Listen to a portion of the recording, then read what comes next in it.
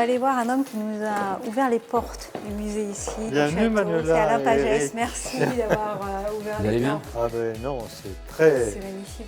très, comment dirais-je, très émouvant de recevoir les vedettes. Hein.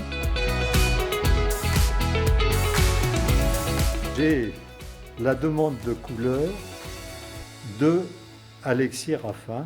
Je suis heureux de transmettre ces documents-là parce que c'est la lettre du grand-père Alexis. Merci beaucoup.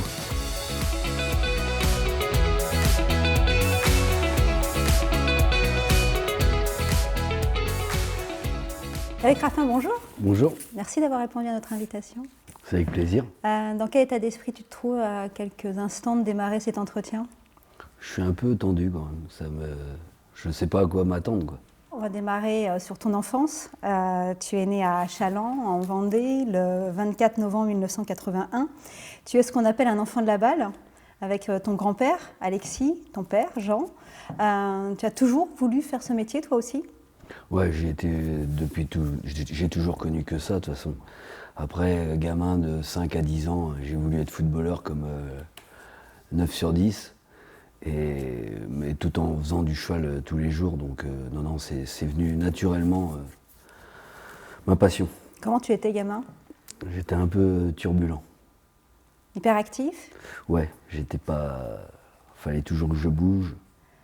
Je pouvais pas rester assis, quoi. Et à l'école, du coup? Bah donc c'était compliqué. C'est ça va pas trop avec? C'était compliqué, non, mais j'ai poursuivi comme j'ai pu les études et voilà. Tu étais investi au niveau de l'écurie familiale quand tu étais petit, comme ça? Ah bah oui, hein. Le dimanche soir, on attendait les camions qui arrivent des courses et on courait dans la cour pour les résultats, parce qu'à cette époque-là, il y avait le Minitel, mais t'avais les résultats le lundi matin, du dimanche soir, il n'y avait pas Equidia. Et lorsqu'il y avait Vincennes, à cette époque-là, on avait la chance d'écouter Génie Course. Mmh. Donc on a passé des heures à écouter les courses au téléphone. Tu dois garder quand même des souvenirs précieux de tes venues sur les hippodromes de l'époque. Là, tu me parles de Génie Course, mais tu venais aussi aux courses. Je pense à la jument de la famille, évidemment, à Poussicat. T'en as des souvenirs précieux? T'en conserves? Ouais, c'est rigolo. Je vais être ça en 90. J'ai toujours la descente de Vincennes du Prix d'Amérique. Je suis avec mon frère. Nous, on est des petits entraîneurs. Petits entraîneurs, non, mais entre guillemets. Mon père, il vient de la Vendée, on sort de nulle part un peu. Et il a pris la tête dans le Prix d'Amérique. Et déjà, c'était une victoire. Et Poussicat, le numéro 7 que vous allez apercevoir en casaque violette, vient très très vite. On aborde maintenant le bas de la descente et c'est Poussicat, une jument de vitesse qui prend maintenant l'avantage à l'amorce du tournant de Joinville avec un très léger Il était avantage. 4e et Ourasi, il avait fait Minou Goujon, il avait rongé sa cravache, il avait fait faire la faute à Potin d'Amour et du coup la jument était 3e. Et ça, c'est un souvenir inoubliable. Devant Potin d'Amour, 3e place à Poroto, 4e place à Poussicat, ça y est, c'est fait. C'était quoi? C'était de voir ton père au sulky? C'était la jument de la famille? C'était l'ambiance, Prix d'Amérique. J'avais 9 ans, donc je comprenais les choses. Et c'était, rien que d'en reparler, ça m'émeut. Par rapport à ton père, ton frère, toi, quand tu étais gamin? C'est mon frère qui, lui, se rendait plus compte. Et quand la jument descend, il pleurait. Je dis, qu'est-ce qu'il fait? Il pleure, lui. Et c'est là que je me rendais compte J'étais encore jeune, mais c'est des souvenirs inoubliables. Ça vous semblait inaccessible à tous les deux? Ah oui. Ah oui, ça c'est sûr. Prix d'Amérique, nous, on regardait ça, c'était pas possible pour nous, ça. Et quel rapport, du coup, t'entretiens avec ton frère? Est-ce que c'est ton frère aîné, Olivier? Ouais. Bon, on en T'emmènes reparle partout? plus. Comment il est avec toi? Là, j'ai eu mon père il n'y a pas plus tard qu'il y a 48 heures. Il regarde toutes ses cassettes. Et il ne l'avait jamais fait auparavant. Il a 73 ans. Et il m'explique tout ça. Maintenant, il prend du recul. Donc c'est bon, on parle de tout ça au quotidien. Vous regardez pas les films ensemble Ah non, l'époque? maintenant je suis plus dans la même région, donc quand on se voit, c'est pour les repas de famille, c'est pas pour regarder les films. Alors, tu vas intégrer l'école à Grosbois. jeune, hein, le parcours, je dirais, classique, et très vite, en revanche, tu vas t'imposer, c'est dès ta deuxième monte, ça fait 15 jours que tu as ta licence. Ouais, C'est à Vincennes. tout à fait. Je débute à Chartres. Et dans la foulée, je gagne à Vincennes avec Dès Duplessis. Voilà, un rêve quoi. Souvent tu parles de rêve. Hein. Bah ouais, parce que c'est un métier de passion, donc dès que vous passez le poteau en tête, c'est un rêve. Toutes les courses sont belles. Que vous ayez... C'est vrai que la première, on s'en souvient comme... mais tu peux gagner n'importe où. Chaque moment que tu passes en tête une course, moi ça reste toujours...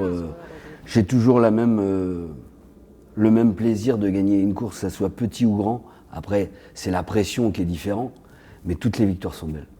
Et là, donc, tu as 16 ans, tu passes au poteau en tête à Vincennes, au bout de 15 jours Ouais. de licence. Là, tu te dis, Non, on se rend pas compte. je suis pas mal. Non, même pas. Même pas. Tu gagnes, tu as gagné la course, mais tu dis comment j'ai fait pour gagner. On n'a pas assez de recul, pas assez d'expérience. Pourquoi j'ai fait ça? Là, tout s'était bien mis, mais à cette époque-là, je me rendais même pas compte pourquoi j'avais fait ça, quoi. J'avais pas assez d'expérience. Tu penses que tu étais un gamin doué tout de suite? Je pense que à cheval, je me débrouillais pas mal. Ouais. J'ai tout de suite eu. Mon père, il me faisait travailler l'assiette. Donc à l'époque, on montait long. Il me faisait travailler sans selle pour avoir l'équilibre. J'ai eu un très bon maître d'apprentissage qui est mon père, ça c'est sûr. D'ailleurs, tu as fait le choix de rester au sein de l'écurie familiale? Ben oui, parce qu'à cette époque-là, je suis rentré à l'école donc à peine 16 ans.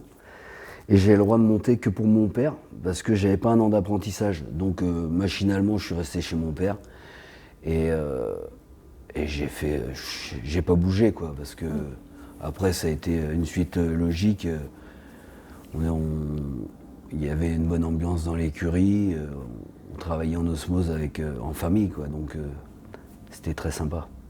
Alors quand on revient à Vincennes et cette victoire-là, ton père se disait évidemment fier hein, après cette première victoire. Il rajoutait, il va falloir qu'il garde la tête froide, car ce n'est pas tous les jours dimanche dans ce métier. Bah oui, parce que je vous dis, à mon enfance, on a connu des mauvaises périodes. Donc j'ai vu mes parents quand même mal à une certaine période. Donc ça apprend à prendre du recul. Donc oui, on sait qu'on gagne un jour et le lendemain on peut perdre. Donc le plus dur c'est d'être constant. Donc on sait d'où on vient. Et par rapport à ton père, fils d'eux, t'en as souffert? Non, c'était une fierté. Ça t'a permis d'ouvrir certaines portes? Ça m'a pas arrêté parce qu'il était apprécié de tout le monde. Donc ça m'a été que positif. C'était un peu ton idole? Oui, c'est toujours. Toujours? Même aujourd'hui? Avec le palmarès que tu as? Ouais, il y a bien sûr Jean-Michel Bazir, mais mon père, c'est mon père. Qu'est-ce qui peut te rendre aussi ému? J'ai toujours été fan de mon père. Pas facile, mais c'est beau quand même. L'homme? Ouais. Il t'a appris quoi? Il t'a apporté quoi? Il m'a apporté quoi? Il m'a apporté le respect. Le respect. Alors en 2 ans d'apprentissage, tu vas passer pro, c'est donc rapide. Il va s'en suivre la concrétisation avec la victoire d'Hugo Dubossis, la victoire au plus haut niveau. Là c'est pareil, vous êtes en famille là. Ah là, c'était cool. Ouais. Mais là, un peu plus d'expérience. Et le cheval, il venait de faire la faute dans le critérium des 5 ans, donc on s'est reporté sur le... Donc c'est avec Olivier au sulky, Ouais. parce qu'Olivier donc est au sulky Voilà, et toi au monté. Il fait la faute dans le critérium des 5 ans. S'il est dans les 3 premiers du critérium des 5 ans, jamais il court le prix de Normandie. Mais je le baladais souvent à la mer, il sortait souvent monter.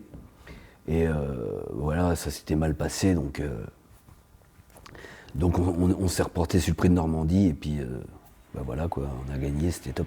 Ouais, alors sans pression? Non, il n'y avait pas de pression. Si j'avais la pression d'aucune expérience à ce niveau-là. Non mais du coup on se rend pas compte. Non, mais quand même, vous courez, c'est des groupes 1, j'avais 0 expérience. Mais là, oui, c'était encore un sacré moment, ça, c'était...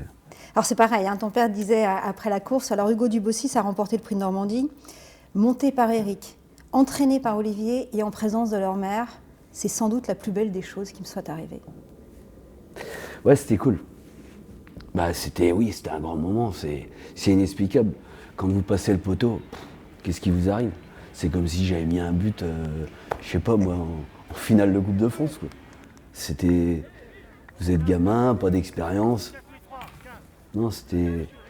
Oui, c'est sûr que c'était un moment familial, professionnel, qu'on a partagé ensemble, ça a été le plus beau. Alors, si chez les Raffin, il n'y a pas de soirée film, course ou diapo ou photo, que sais-je, tu la revois, la course, toi? Tu l'as revue, cette course? Ouais, bah, bien sûr, je l'ai revue. Ah oui, je la connais par cœur, la course. Oui. Et ouais, je la revois de temps en temps, j'ai eu l'occasion de la revoir. C'est important de te replonger là-dedans, de te souvenir de tout cela? Bah, faut se souvenir quand même. Le truc, c'est qu'il faut pas vivre avec le passé, mais il faut quand même se rappeler des belles choses. À mon âge, il faut regarder devant. Mais il faut pas oublier quand même les belles choses de la vie, parce que ça, je vous dis, ça a été, je pense que la plus belle chose professionnelle de mes parents, qu'on a partagé avec mon frère. Donc oui, obligatoirement, quand tu regardes cette course-là, ça te donne du baume au cœur. Alors, Olivier a privilégié l'entraînement et la reprise du flambeau familial. Quelles sont les raisons qui t'ont poussé, toi, à prendre un chemin différent? Ben, j'ai épousé Marie, qui est originaire de Mayenne, et moi, à cette époque-là, je faisais la route pour aller courir à Vincennes de Vendée, donc 450 aller, 450 le retour, donc c'était invivable. Donc je me suis rapproché de la Mayenne, et c'est bien situé pour le métier de jockey freelance, et c'est comme ça que c'est venu naturellement, quoi. Ouais. Si Marie, elle habite Challans, je suis toujours à Challans, quoi.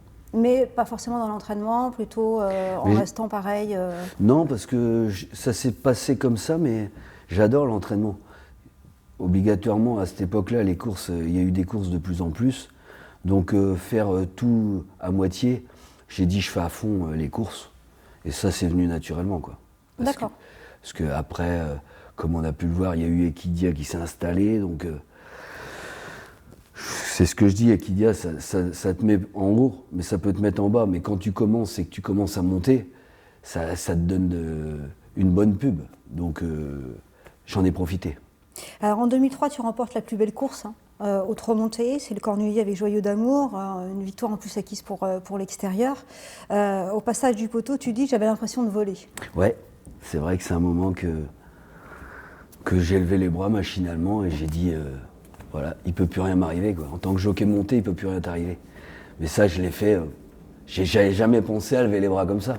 Ça, je le faisais quand je trottais à la maison pour rigoler. Mais jamais j'avais pensé faire ça un jour. Et je l'ai fait, je vous dis, c'est venu. C'est une concrétisation? Ouais, mais c'est pareil, je suis jeune. Donc faut pas que je m'arrête là-dessus. T'as 22 ans, hein? J'ai 22 ans.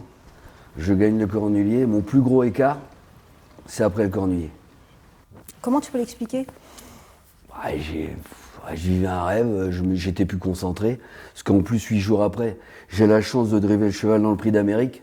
Encore un rêve, mon premier Prix d'Amérique. J'étais plus concentré, j'étais plus dedans. Et je vous dis, j'ai dû avoir un écart de petit 90. Après, tu dis, mais t'as gagné le Cornulier, mais c'est pas fini ta vie, quand même. Je me suis remis à gagner, je vous dis, les courses de Vincennes, de Enghien, à cette époque-là, fin février. J'ai cassé un écart de 87-88, je crois. Donc, c'est pour ça que rien n'est acquis. Tu gagnes le Cornulier, mais c'est une course, c'est sûr, c'est beau, il faut la fêter, c'est bien. Mais demain est un autre jour. Ouais, j'ai l'impression que tu te dis, tout peut s'arrêter, quoi. Je pense que rien n'est acquis, ça c'est sûr.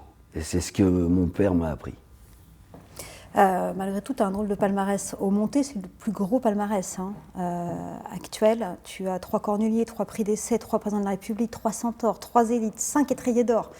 Ça représente quoi, ce palmarès pour toi? Ouais, c'est vrai que c'est pas mal quand même. Mais non, j'ai eu la chance d'être amené à des bons chevaux. Voilà, tout s'est bien mis.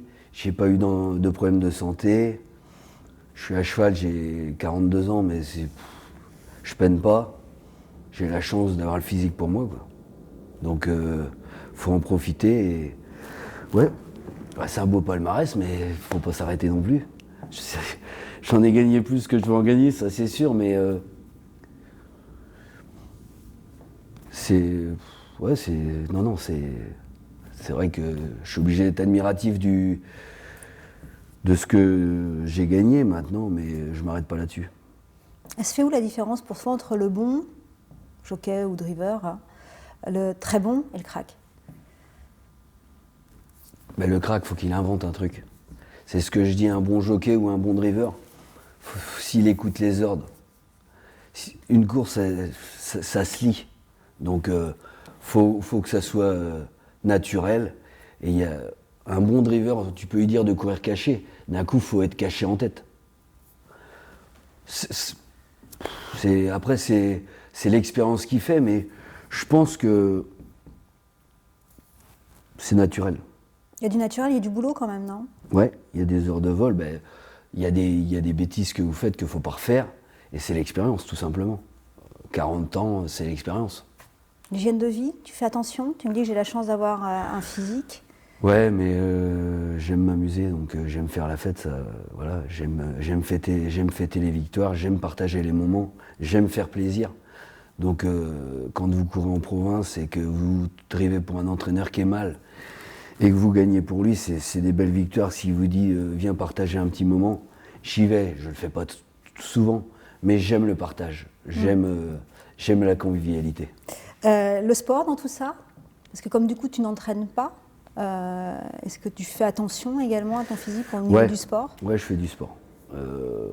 J'aime la course à pied et puis j'aime le vélo. Ouais.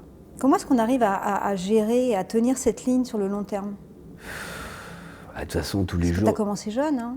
Oui. Tu n'as que 42 ans. Hein. Ouais, que. Merci. Non, mais c'est ça. Ouais.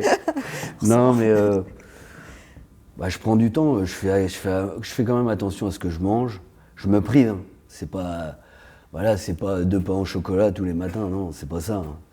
Je me prive, mais ma passion me le rend bien. Donc, obligatoirement, quand vous gagnez, ça vous incite à rester sérieux quand même.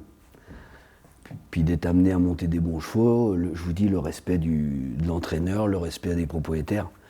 Donc obligatoirement, faut garder une certaine rigueur. Michel Lenoir, que tu as détrôné au niveau du record, hein, du nombre de victoires au trot monté, disait « Éric fait partie des jockeys que l'on n'oubliera pas. C'est un gentil garçon qui est toujours resté le même. » Tu te reconnais? Non, c'est sympa. Ben oui, Michel Lenoir, un exemple. Donc c'est gratifiant d'entendre de tels mots de sa part. La reconnaissance de tes pairs semble importante aussi, hein, à tes yeux. Ah bah oui, je sais d'où je viens. Donc c'est le problème d'aujourd'hui, c'est que moi je me rappelle des courses en 90 quand j'avais 9 ans, comme j'étais baigné dedans. Moi Michel Lenoir, tout ça c'était des idoles, c'est toujours des idoles. C'est un exemple. De jockey monté, il n'y avait pas mieux. C'était la classe. Je me rappelle, c'était sa petite tarte aux pommes tous les midis. On était là, gamin. Ah, Michel. Tu te qualifies de jockey du peuple? Ouais, parce que je gagne pour tout le monde et comme je dis, gagner pour les petits entraîneurs ou grands entraîneurs, entre guillemets, c'est pas ce que je veux dire, mais il y a des gens qui ont plus de mal que d'autres. Et de gagner des petites courses, il n'y a pas de petites courses, mais c'est de faire partager une victoire. Il y a des victoires, vous gagnez une petite course en province, vous voyez, c'est le ouf de soulagement pour aller faire les courses le lendemain. Ça, c'est les belles courses, c'est les belles victoires. Tu gagnes une grande course pour quelqu'un qui est aisé, c'est magnifique aussi, mais c'est pas pareil. De sentir que on fait du bien pour le lendemain, c'est bon.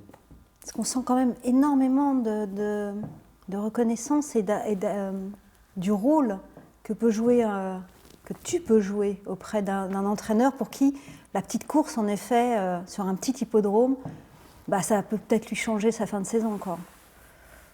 Ouais, c'est sûr. Mais à chaque fois qu'on parle de ça, c'est dur parce que tous les jours, mon métier, je vois des gens mal. Et j'en souffre. On ne voit pas trop, nous, d'extérieur.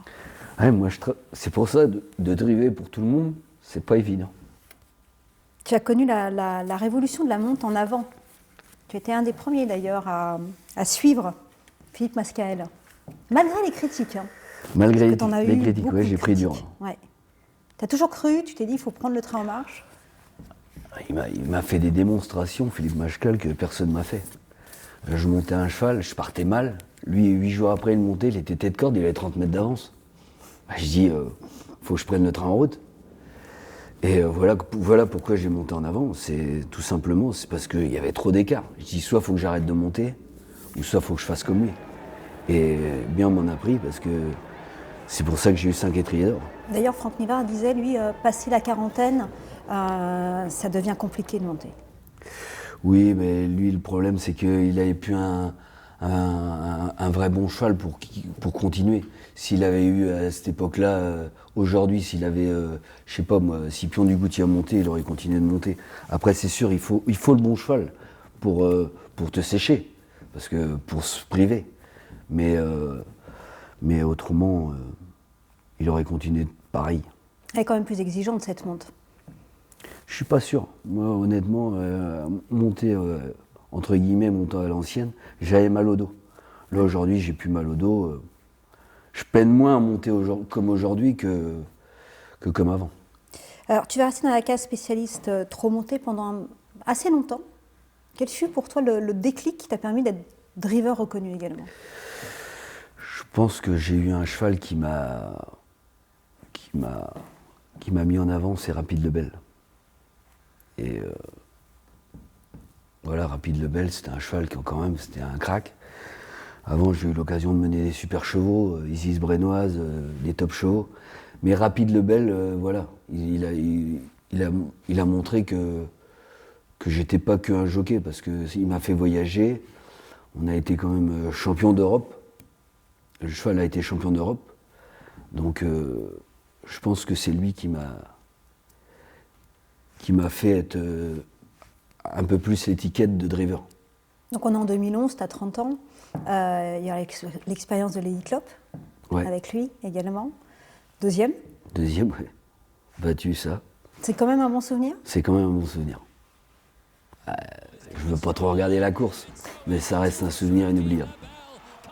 Parce que comme il y a photo, on est au milieu de la piste et je laisse le cheval à son lad et je reviens avec ma femme sur la piste et il y avait un peu, j'étais applaudi, Raffin, j'étais second et ça reste un moment top.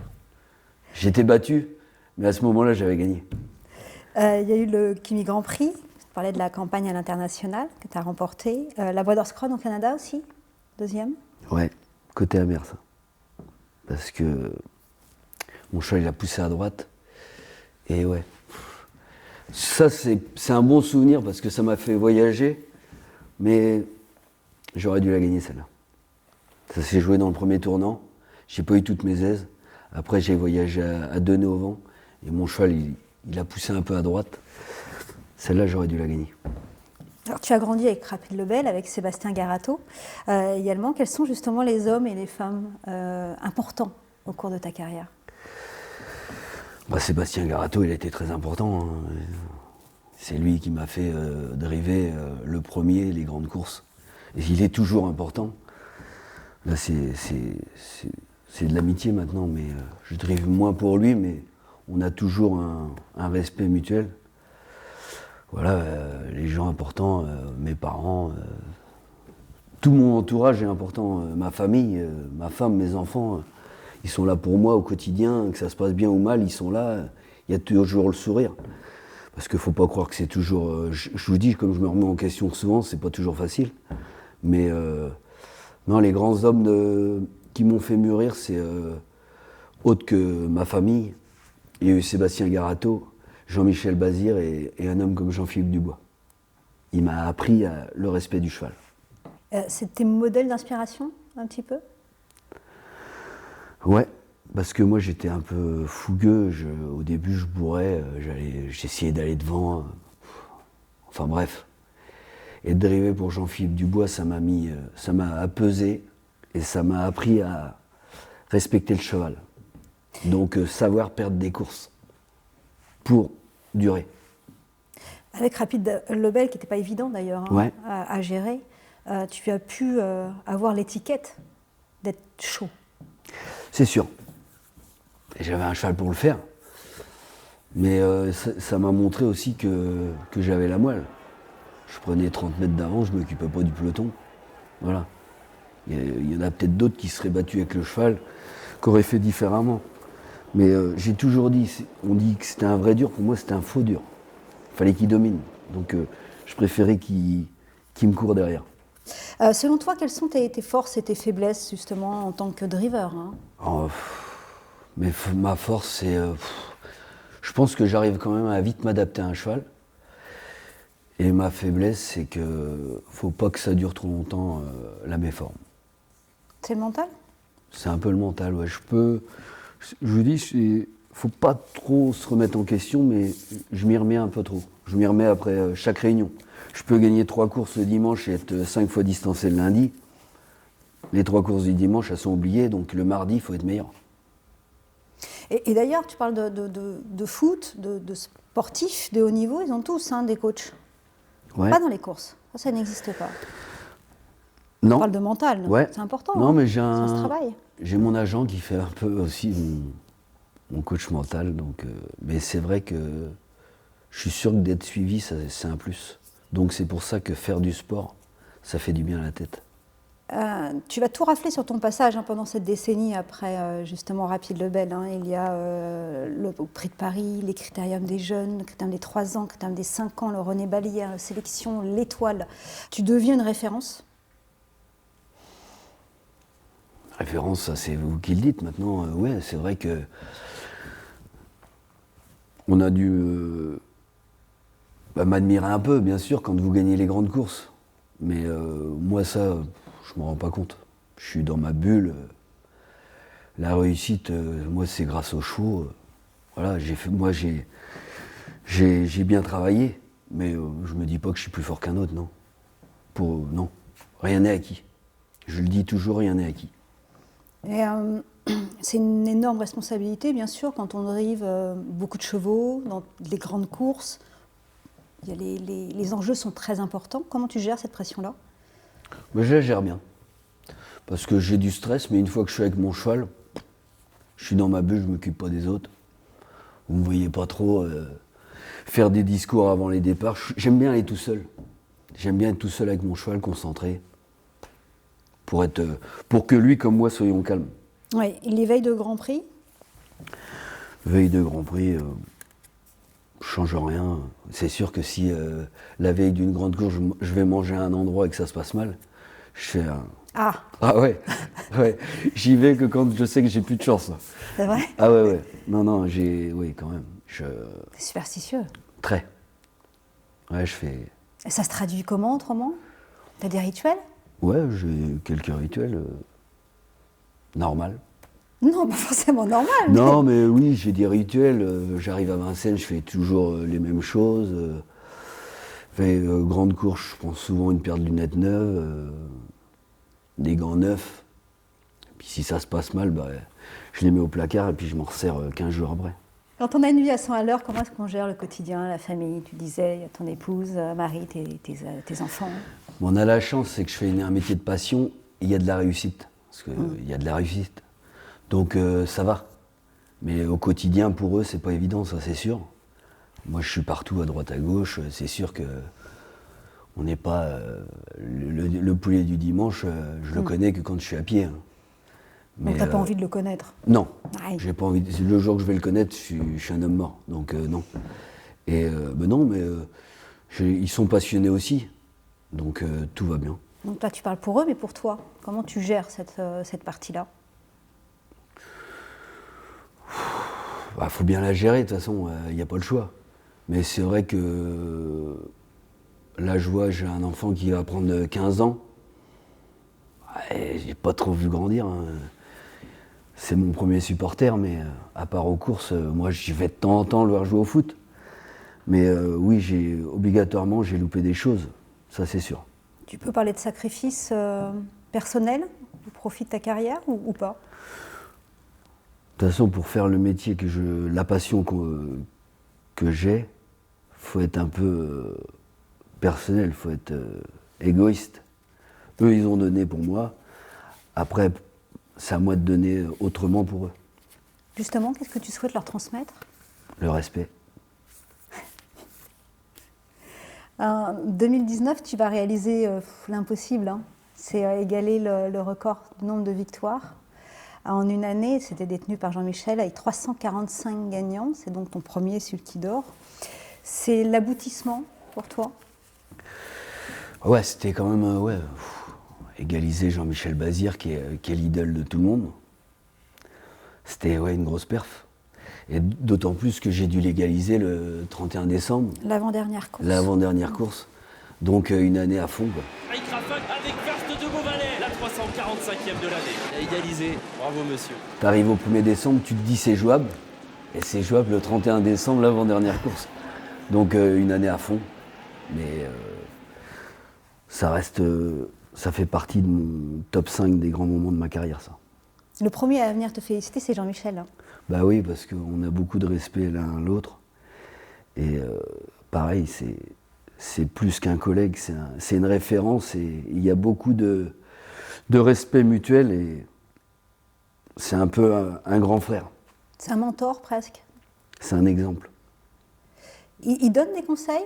À une époque, tu en demandais d'ailleurs des conseils ou c'est pas quelqu'un à qui on demande et on le regarde, finalement On le regarde, mais quand il aime bien, il te donne 2-3 indices quand même. On a 10 ans d'écart. Moi j'ai commencé, j'ai toujours couru contre lui. Au début j'ai voulu titiller, machin, pour dire je suis là. Et ça a toujours été un bon enfant. Lui, il aimait ça, parce qu'il a fait pareil auparavant avec, quand il a commencé avec des drivers comme Jos Verbeek, tout ça. Donc, je pense que quand je faisais ça, il se voyait 10 ans en arrière. Donc, c'était sympa. Alors, le jour du record que tu as égalé, Jean-Michel nous dit c'est le couronnement d'une année fantastique pour Eric. Je suis passé par là, c'est usant. Il a beaucoup de vista. Il sait driver, c'est un super bonhomme, il le mérite. Non, bah oui, c'est super d'entendre ça de sa bouche, mais il me l'a déjà dit. C'est admirable que le patron des courses dise ça, quoi. Alors, tu ne vas pas t'arrêter là. Nouveau Sulky d'or en 2020, nouveau record en 2021 avec 349 gagnants. Là, tu parles plus d'aboutissement, mais tu parles de soulagement. Bah, soulagement, parce que pareil, c'est pour ça que c'est une vie de fou, quoi. Tu viens de faire égaliser, l'année d'après tu te relances, tu repars, parce que quand tu as moins de... Entre 30 et 40 ans, je pense que c'est là qu'il faut bombarder. Enfin bref, il faut toujours bombarder, mais... Donc encore une année à 100 à l'heure, et là je bats le record. Voilà. Là par contre, non, je dis pas top, mais c'est usant. La folie sur la route pour faire 2 hippodromes. Après réflexion, des conneries. Des conneries, j'aurais pu avoir des accidents avec ma femme. Un coup, j'ai fait Feur le Quintet, et le soir, j'allais courir au Sable d'Olonne. Pour une course à Feur, une course au Sable d'Olonne. La pluie et tout, à 100 à l'heure, des conneries. Mais ça, je le ferai plus, ça c'est sûr. En avion, mais pas en voiture. Tu obtiens un 4e Sulky d'or l'année dernière. Là, cette année, tu es encore très bien parti. Qu'est-ce qui te fait courir encore aujourd'hui sur les hippodromes comme ça? Bah, j'aime autant. Je me déplace sur un hippodrome, c'est avec toujours autant de plaisir et de faire plaisir à l'entourage, aux entraîneurs, aux propriétaires. C'est ça qui me plaît.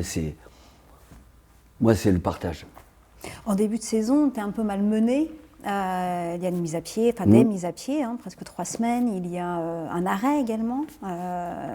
Tu te retrouves sur la touche. Ouais.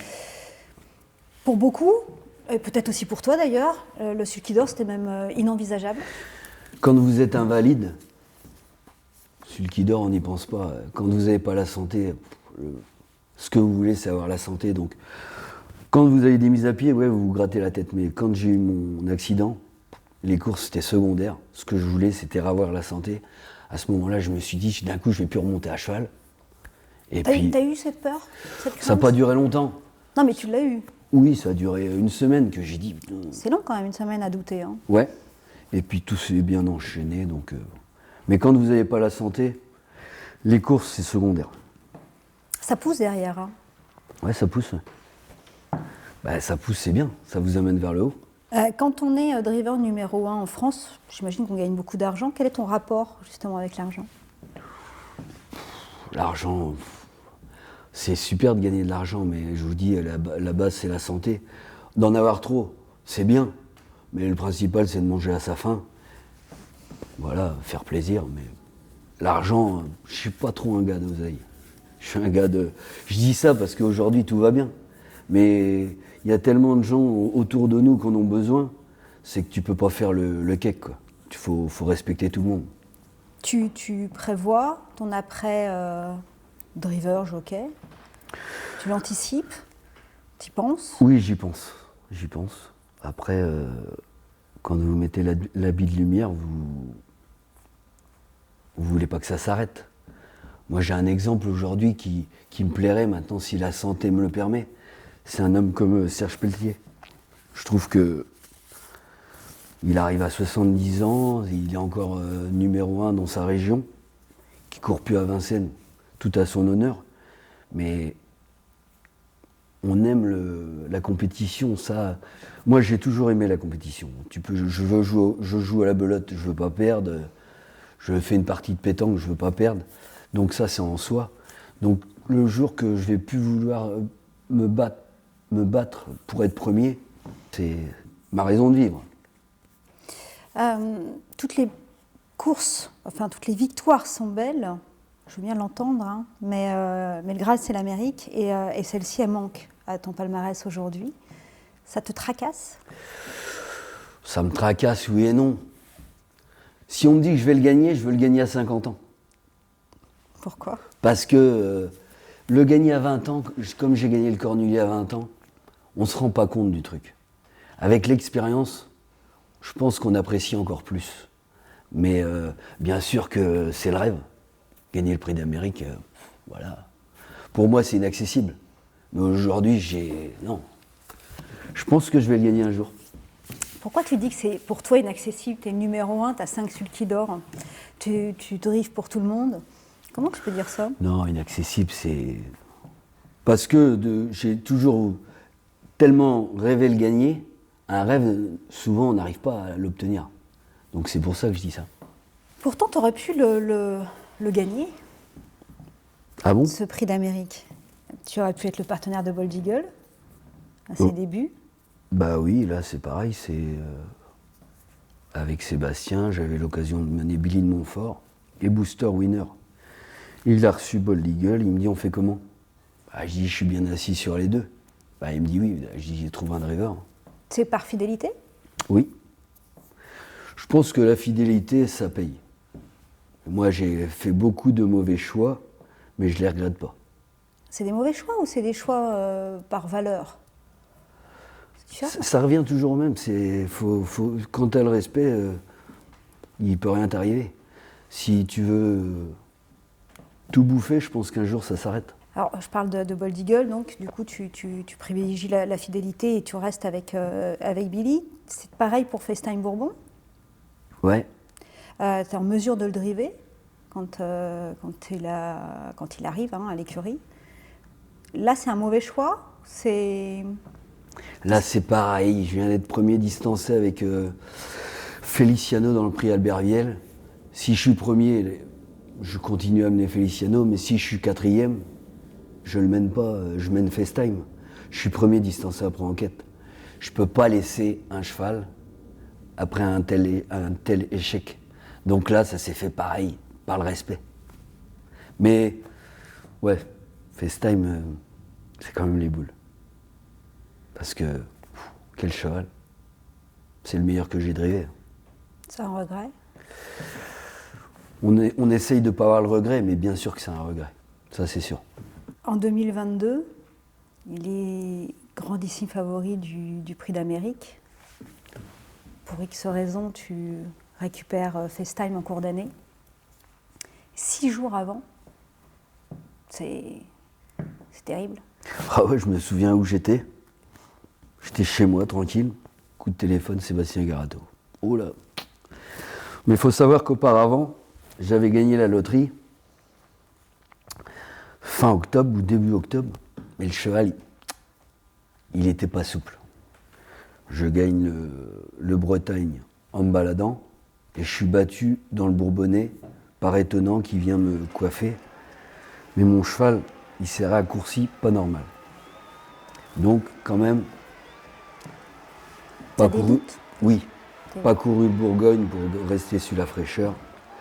Mais tu mènes FaceTime, il s'est relevé de tout, tu te dis ça va aller. Et c'est vrai que ça devait être le mardi ou Mardi. le mardi. Oh, Sébastien qui me dit ça. Oh, je dis c'est allez, Donc il t'appelle il et il m'appelle. dit quoi? Il me dit mauvaise nouvelle. Moi je dis c'est bon. J'ai compris quoi. Il me dit le cheval, c'est fini. Donc c'est là que je me dis, cette course-là n'est pas faite pour moi parce que c'était la première fois que je pouvais courir le Prix d'Amérique en étant grandissime favori. T'as un coup de massue, non? Ouais, Ça va être dur là. ouais, c'est pas facile. Et après, bah, il faut se relever. Hein. Tu te Voilà. retrouves dans les tribunes? Ouais, je commente la course. Encore un grand moment. Et ouais, je m'en souviens. Pourquoi? Bah, parce que entrée de ligne droite, je suis tombé en lambeaux et. C'est-à-dire? Ah non, mais c'est une course quand même, quand vous êtes dans les tribunes, quelqu'un de novice, c'est une course particulière. Donc je pense que dans la ligne droite, elle doit donner des frissons à tout le monde. Alors vous, que c'est votre passion, donc vous connaissez ça par cœur, c'est quelqu'un qui regarde le Prix d'Amérique et qui ressent rien, il faut qu'il arrête. Faut qu'il change de passion, faut surtout qu'il arrête les courses. Et moi, je me revois, bah voilà, lambeau. Je vois Gallus, Davidson, paf. Et ouais, j'ai pas honte de le dire, entrée de ligne droite, ben, je poussais Johan. Et bon, ben, il est battu, quoi. Mais c'était une très belle lutte. Et après, il fallait rester dans le bain, parce que la course d'après, je menais quand même Isoar Vedake, donc fallait rester concentré. En soi, c'est la course. Mais il y a d'autres courses. Est-ce que tu nourris des regrets au cours de ta carrière? Des regrets, il y en a, mais j'essaye de les oublier, mais bien sûr qu'il y a des regrets. Oui, comme FaceTime Bourbon, c'est des regrets. Ça, tu peux rien. Non, mais il y a des regrets. J'ai mal drivé souvent, donc il y a des regrets. Je pense que j'ai perdu des courses. Ça, c'est pareil, j'essaye de les oublier. Par contre, j'ai dû en gagner quand même des biens. T'es capable, justement, en descendant, de dire celle-là, elle est pour moi? Ouais. Mais il y a des fois où vous êtes troisième avec un cheval, vous avez mené un rêve. Et vous avez gagné une course, vous avez très mal drivé. Donc c'est ça l'important, c'est de se rendre compte quand tu drives bien et quand tu drives pas bien. Il faut se faire s'analyser tout le temps. Tu le fais, ça, régulièrement? Ouais. En regardant les courses? Moi, j'ai pas besoin de la regarder. Ah ouais? Oh bah non. Quand vous faites une erreur, 2 secondes après, vous savez que vous l'avez fait l'erreur. Qu'est-ce qui est le plus difficile quand on est dans ta position aujourd'hui? Bah, D'être le numéro 1. D'y rester. Maintenant, je pense que d'y rester tout simplement. Maintenant, comme je disais, les enfants grandissent et tout, il faut prendre un peu du recul. Je veux continuer à faire ce que je fais, mais en me mettant un peu moins de pression. Parce que quand vous voulez être numéro 1, c'est une pression sans cesse. Vous rentrez des courses, vous gagnez 2 courses, l'opposition en gagne 3. Limite, vous dites, putain, j'ai mal travaillé. Non, c'est pas ça. Faut que j'arrive à prendre un peu de recul pour mieux le vivre. Savourer aussi, peut-être. Ouais, tout à fait. Tu t'es fixé des nouveaux objectifs, du coup? Gagner des courses. Mais non, mais gagner des courses. Je peux pas aller aux courses en me disant je veux être troisième. Je veux gagner des courses, mais en prenant du bon temps. Ce qui est désagréable, c'est que vous voulez toujours gagner. Quoi. C'est une drogue. Bah oui, c'est carrément une drogue. Ouais. Ah, ça, c'est sûr. Ouais. Oui. Quel conseil tu donnerais à une personne qui souhaiterait faire ce métier? L'amour du cheval. Donc l'amour du cheval, ça veut dire le respect du cheval. Et tout ira bien. C'est quoi ton regard sur les courses d'aujourd'hui, de demain? Tu fais partie des inquiets? Ouais, je fais partie des inquiets parce que je vous dis, je mène au quotidien pour tout le monde et je vois qu'il y a de plus en plus de professionnels qui sont mal. Donc oui, ça fait peur. Quand vous courez à Vincennes, vous voilez la face, mais quand vous faites les petits hippodromes, il y a des gens qui sont mal. Et ça, je pense qu'on ne se rend pas compte que il y a peut-être il y a la moitié de la profession qu'en vivent proprement. Mais il y en a qui sont mal, mais c'est tellement un métier de passion qu'ils vont au bout du bout. Mais ouais, ça fait peur. Ça fait peur parce que je voudrais pas que ça devienne comme au galop, 10% du sérail en vivent bien et les autres, tout le monde a le droit de manger. Donc je pense qu'il faut faire attention. Ouais. C'est ce qui fait peur, c'est que ça peut devenir 10 grosses boîtes qui vont se partager le gâteau et le reste, les miettes. Et ça me fait peur. Ça prend cette direction-là aujourd'hui? Je trouve de plus en plus, parce que c'est devenu de plus en plus professionnel et tout. Après, il y a les... J'ai peur de l'avenir du métier, oui, ça c'est sûr. Moi, j'en vis bien, je suis extra, mais je pense pas qu'à moi. Ça pourrait t'empêcher, pourquoi pas, d'être entraîneur? Tu pourrais envisager d'être entraîneur? Tu disais tout à l'heure, aimer l'entraînement? Oui, mais si je le fais, je le ferai vraiment tout petit. Mais, Pourquoi? Mais je l'ai pas fait, c'est sûr, parce que j'ai vu trop de gamelles. Je vous dis, je le vis au quotidien. Tous les jours, je vais aux courses, j'entends un entraîneur me dire « je suis mal ». Et ça, je peux en voir... ça, c'est fatigant. Ça, là, ça va mieux, je suis moins émotif, mais c'est fatigant de se mettre une pression sans cesse pour faire manger. Pour faire manger, c'est pas pour... c'est vital. Et ça, c'est fatigant. Mais voilà, c'est le côté fatigant de ma passion. Tu sens de la souffrance, quoi. Ouais. Et comme je suis un peu... Je pense que je prends toutes les choses à cœur. Donc, ouais, c'est... Après, voilà. C'est comme ça que tu peux te qualifier? Ouais, je pense que c'est mon... Mes parents m'ont toujours dit, je suis dur au cœur tendre.